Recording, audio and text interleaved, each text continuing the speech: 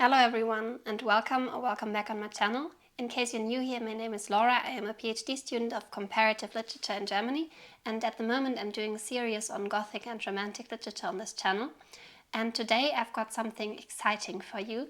I went to the Gothic Literature Festival in Bacharach, which is a very small town in the Middle Rhine Valley in Germany.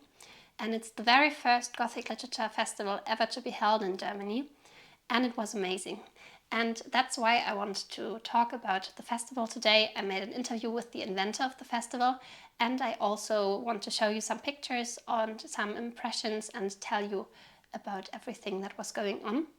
But first, let me introduce you a little bit to the so-called Rhine Romanticism. Within this Romanticism, there was like a rediscovery or a discovery of the Rhine Valley. The Rhine is the biggest river running through Germany, and the Middle Rhine Valley is especially beautiful. It goes between Mainz and Koblenz, and especially in the middle around Bingen, it's especially beautiful. You've got steep hills and beautiful castles, and then you've got this beautiful river meandering through the hills and finding its way, and wherever you look you just see all this beauty. And especially when artists came around there, they were just falling in love with the landscape and also all the stories that were told about like travelers coming there. What I just wanted to talk to you about is just that this Rhine Romanticism was such a dominant and influential movement that people from all over Europe came just to see the Rhine Valley and to travel through it. It was a movement that took part in all the different art forms, especially in music and in literature, but also in paintings and postcards, for example, you could find it. And it was made popular in literature by German poets such as Friedrich Schlegel and also Clemens Brentano, but you also had, for example, Lord Byron, who was a friend of Mary Shelley, who will play a role in this video too. And he was traveling the Rhine Valley in 1818 and mentioned the Rhine Valley in his verse narrative Childe Harold's Pilgrimage. And then also William Turner, for example, you probably know, the painter. He drew a lot of beautiful paintings of the Rhine and the valley. Just for some impressions, I want to show you some pictures. Here you've got the Views of the Rhine by William Tomlinson from around 1840. This is the Schönburg between Oberwesel and Pfalz-Grafstein by Karl Buchholz from 1873. And now I want to get to the small village which I visited, which is Bacharach, and it's got a very famous chapel I will also show you later. But first let me just dive into the interview and afterwards tell you about how the festival went and all of my impressions and show you some more pictures. Hello everyone! Today we are making something special, an interview with Hans-Lothar Huhn, who is the inventor of the Gothic Literature Festival in Bacharach in the Rhine Valley in Germany. And firstly I want to introduce Hans-Lothar Huhn, or you can also introduce yourself if you want to. Thank you.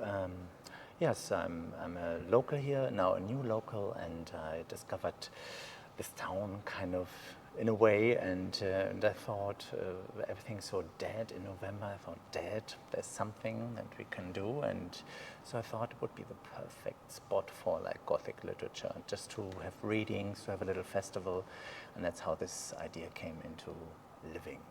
Okay, and why exactly did you choose Bacharach as a location? Bacharach, I was in Bacharach anyway. I decided to buy a house here, a really old half-timbered house, and then I heard more and more of all these famous authors from the early 19th century who passed through this Rhine Valley. So basically everybody was there, like Lord Byron and all the famous German ones, but especially as well Mary Shelley, for example, and that kind of sparked that idea to create this in this space, because it's pretty much preserved.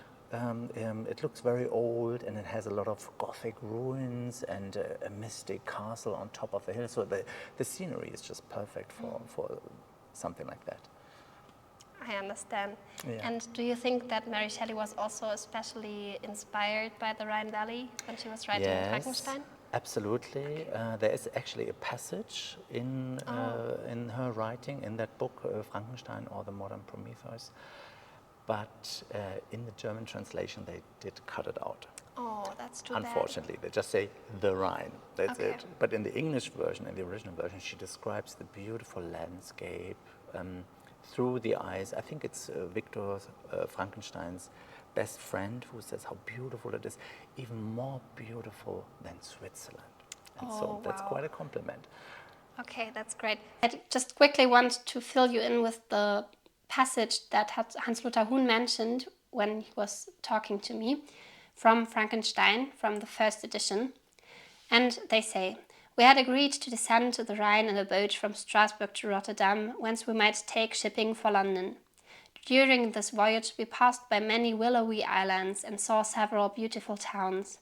We stayed a day at Mannheim and on the 5th from our departure from Strasbourg arrived at Mayence. The course of the Rhine below Mayence becomes much more picturesque. The river descends rapidly and winds between hills, not high but steep, and of beautiful forms. We saw many ruined castles standing on the edges of precipices, surrounded by black woods, high and inaccessible. This part of the Rhine, indeed, presents a singularly variegated landscape.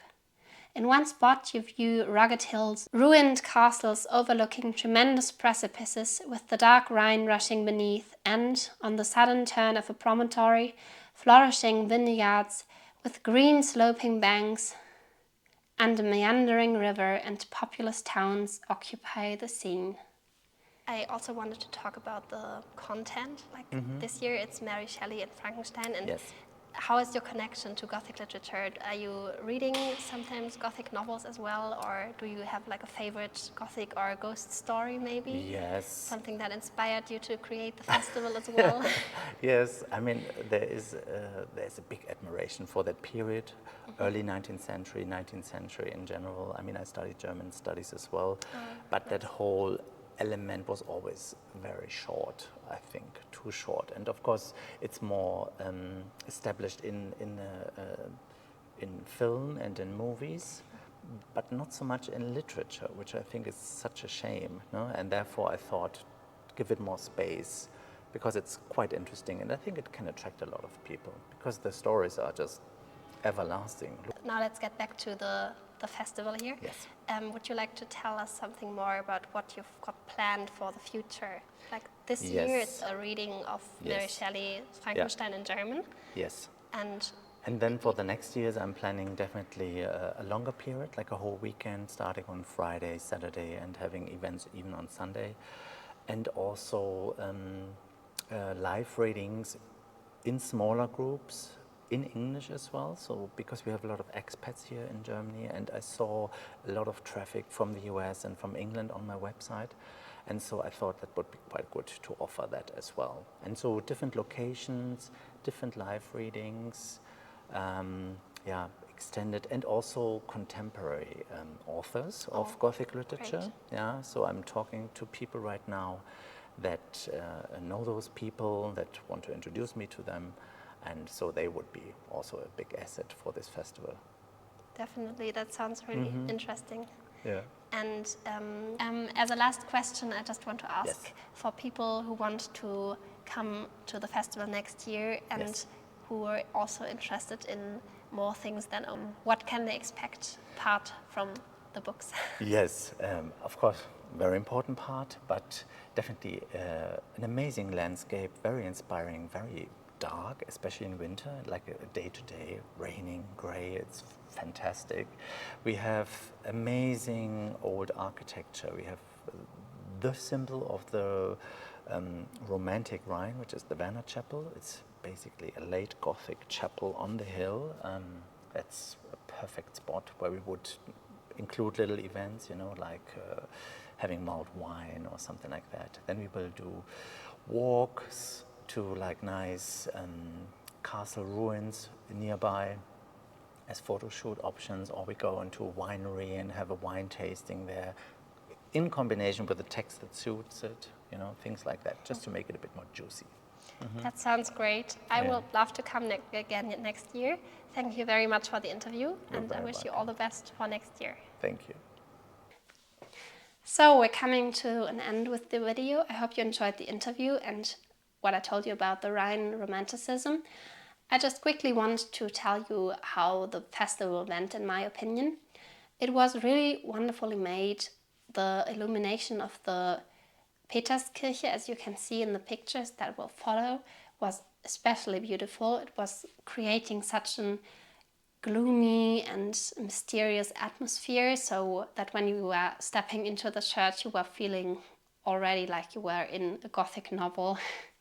And I really enjoyed that, so a huge compliment to Hans-Lothar Huhn for making that beautiful light arrangement.